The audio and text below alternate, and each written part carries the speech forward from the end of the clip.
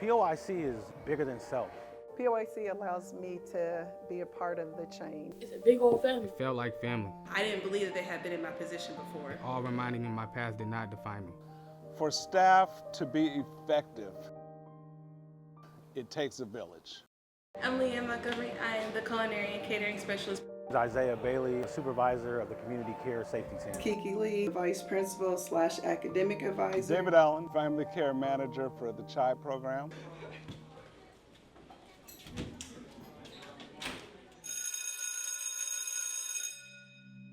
I couldn't ever see myself graduating school because of how many schools I have went to.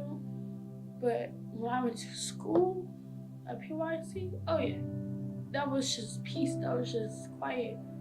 The staff there checking on me and telling me like stuff, you know, if it wasn't just for that little interaction to just get me into school, because I really didn't want to. You know, some days students come in and being through trauma, through tragic situations, but just knowing they're going through something and knowing that they just need support. I was going through my own stuff and no one knew that. I was in a relationship or whatever. It got real physical and I had busted my bone right here and it was split open. I had bleeding up right here and my eye was swollen shut. First person I called was Nick. I was like, I need to go to the hospital. The EMT wouldn't take me, I did everything. Nick told me, hey, just do this one thing, I'll meet you. He was coming from a big aggression. He drove all the way over to be with him, picked me up, put me all to the hospital, stayed with me all night until it was like 4 a.m. While I was getting the stitches, you know what he did? I had to go do his family that just got shot in the hospital. He came back to me and took me home after all that, and then came back to the hospital to be with his family. The cost for this work is can be consuming at times. The home life and the work life blend a lot. Getting up at 2 o'clock in the morning to respond to the hospital, and that doesn't easily leave you. That sits with you. Trauma doesn't just stop at the hospital. It rolls into the community. She was frustrated and she was ready just to give up and she was about to open the door and I was like, don't open that door. You know, if you open that door and leave, you're going to be suspended tomorrow. So just sit down, let's talk about it. And so I sat down and I just put my head in my arms.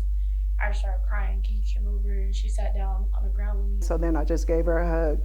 For me, like, that was like a pretty big thing. And let her get her cry out.